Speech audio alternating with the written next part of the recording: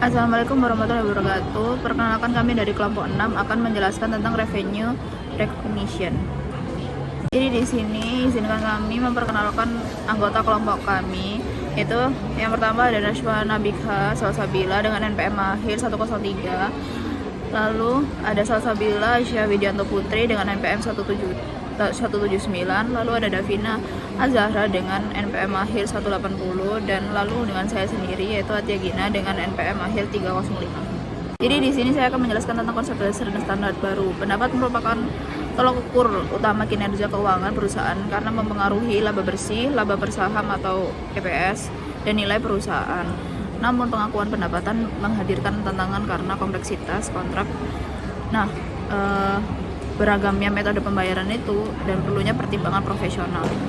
Lalu ada standar lama atau IAS 18 dan US GAAP memiliki kelemahan seperti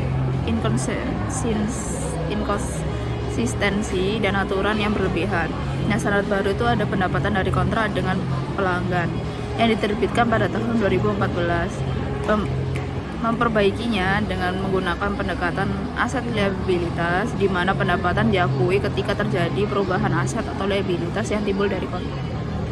Lalu yang selanjutnya di sini saya akan menjelaskan tentang IFRS 15 mengharuskan intensitas untuk mengikuti proses 5 langkah untuk pengakuan pendapatan.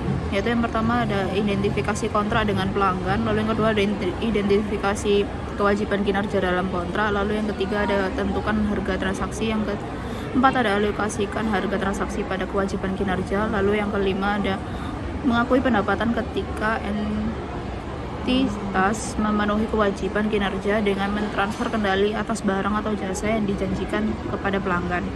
Lalu ada tujuan IFRS yang ke-15 adalah itu yang pertama, menetapkan kerangka kerja yang lebih kuat dan konsisten untuk pengakuan pendapatan. Lalu ada meningkatkan keterbandingan pelaporan pendapatan di seluruh industri dan negara.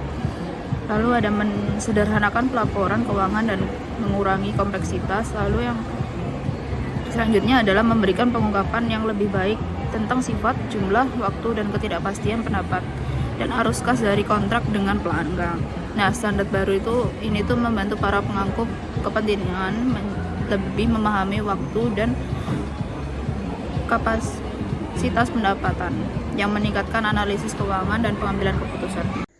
5-step model atau proses 5 langkah yang digunakan untuk pengakuan pendapatan merupakan kerangka kerja yang diterapkan untuk memastikan pendapatan diakui secara tepat dan akurat sesuai dengan standar akuntansi modern. Yang pertama ada identifikasi kontrak dengan pelanggan. Yang dimaksud dari identifikasi kontrak dengan pelanggan ini merupakan kontrak harus merupakan perjanjian yang sah antara perusahaan dan pelanggan yang menciptakan hak dan kewajiban yang dapat ditegakkan secara hukum. Kontrak ini bisa berupa tulis, lisan, atau tersirat dari praktik bisnis.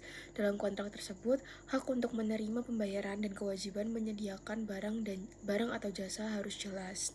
Pendapatan hanya diakui jika kontrak valid telah dibuat dan memenuhi kriteria-kriteria tertentu seperti komersial substansi, persetujuan dari kedua pihak, pengidentifikasian hak dan kewajiban. Yang kedua ada identifikasi performance obligations atau janji pelaksanaan, yang merupakan janji dalam kontrak untuk menyerahkan barang atau jasa yang berbeda dan bermanfaat kepada pelanggan. Barang atau jasa tersebut harus dapat dibedakan, artinya pelanggan dapat memperoleh manfaatnya secara sendiri atau bersama sumber daya lain yang tersedia. Ketiga ada tentukan transaction price. Hal ini merupakan jumlah imbalan yang diharapkan perusahaan dari pelanggan sebagai imbalan atas pemenuhan performance obligation. Yang keempat, alokasikan transaction price. Hal ini jika terdapat lebih dari satu performance obligations, harga transaksi harus dialokasikan ke masing-masing berdasarkan nilai jual standalone dari setiap barang atau jasa. Yang kelima, mengakui revenue saat performance obligation terpenuhi. Pendapatan diakui saat perusahaan telah memenuhi kewajibannya dengan menyerahkan barang atau jasa sehingga kontrol berpindah ke pelanggan. Contoh sederhananya dari hal ini adalah Bean Coffee menjual kopi dan bagel. Jika pelanggan membeli dan menerima kedua barang tersebut, Bean harus mencatat pendapatan masing-masing sesuai dengan nilai jual stand-alone saat barang tersebut diterima oleh pelanggan. Jika kopi berharga 3 dan bagel berharga 5, maka ketika pelanggan menerima kopi dan bagel, Bean mengakui pendapatan sebesar 3 untuk kopi dan 5 untuk bagel. Baik, selanjutnya ada Accounting for Revenue Recognition Issues. Namun sebelumnya, perkenalkan nama saya Naswana Bika Salsabila dengan NPM akhir 103. Isu ini berkaitan dengan penentuan harga transaksi dan evaluasi kapan kendali atas produk atau layanan berpindah kepada pelanggan. Prinsip pengakuan pendapatan dan konsep pengendalian diilustrasikan untuk situasi sebagai berikut. Yang pertama, retur dan potongan penjualan. Pengembalian produk oleh pelanggan karena ketidakpuasan terhadap produk dengan imbalan pengembalian dana, kredit terhadap jumlah yang terutang atau yang akan terutang, dan atau produk lain sebagai gantinya. Lalu yang kedua ada perjanjian pembelian kembali. Penjual memiliki kewajiban atau hak untuk membeli kembali aset di kemudian hari. Lalu yang ketiga ada pengaturan tagihan dan tahan. Terjadi ketika pembeli belum siap menerima pengiriman tetapi mengambil alih kepemilikan dan menerima penagihan. Lalu yang keempat ada hubungan prinsipal agen.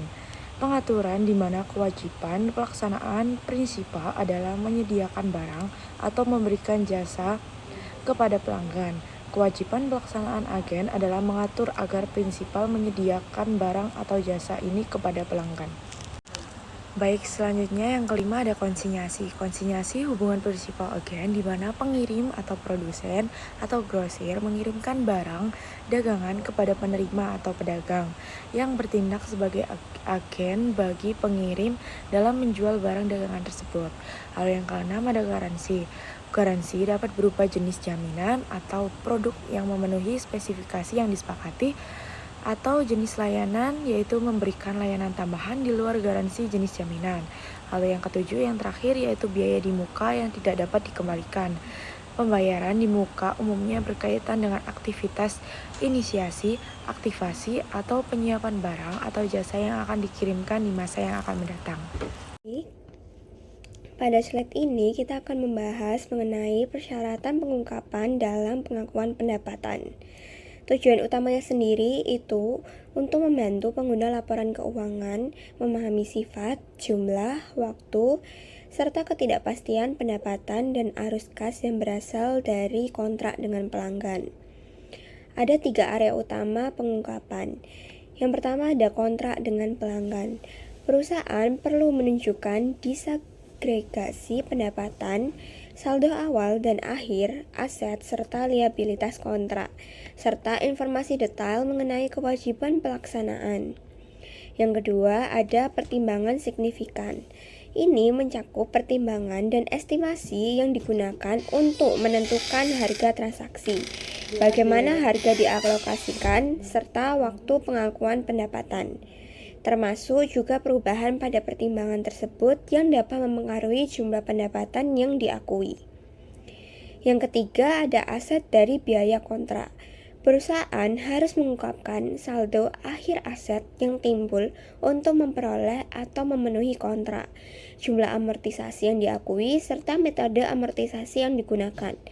Terakhir, perlu diingat bahwa pengungkapan harus mencakup informasi kualitatif dan kuantitatif agar transparansi bagi pengguna laporan keuangan dapat terjaga.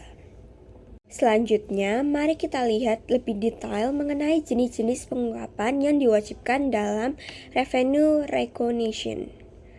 Yang pertama ada disaggregation of revenue. Perusahaan perlu mengungkapkan pendapatan secara terpisah berdasarkan kategori yang relevan, misalnya berdasarkan produk, wilayah, atau segmen. Tujuannya agar pengguna laporan bisa memahami bagaimana faktor ekonomi mempengaruhi jumlah, waktu, dan ketidakpastian revenue serta arus kas. Yang kedua ada reconciliation of contract balance. Di sini, perusahaan harus menunjukkan saldo awal dan akhir dari aset kontrak, seperti piutang belum ditagih dan liabilitas kontrak, seperti pendapatan diterima di muka. Selain itu, juga perlu ada penjelasan kualitatif mengenai perubahan signifikan serta jumlah revenue yang diakui dari kewajiban kontrak periode sebelumnya. Yang ketiga, ada remaining performance obligation. Perusahaan wajib menggunakan jumlah harga transaksi yang dialokasikan pada kewajiban kontrak yang belum dipenuhi, serta memberikan penjelasan mengenai potensi pendapatan tambahan, khususnya bila ada pembatasan pengakuan revenue. Yang keempat, ada cost to operation or fulfill contract. Mengungkapkan pencakup saldo akhir biaya yang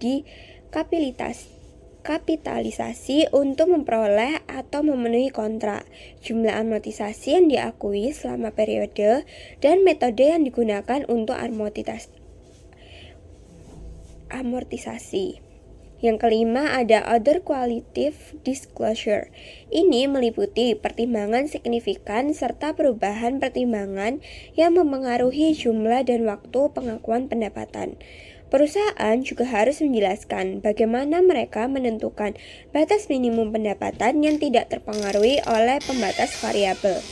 Dengan 5 pengungkapan utama tersebut, laporan keuangan menjadi lebih transparan dan membantu pemakai laporan dalam memahami sumber ketidakpastian serta pola pengakuan pendapatan perusahaan.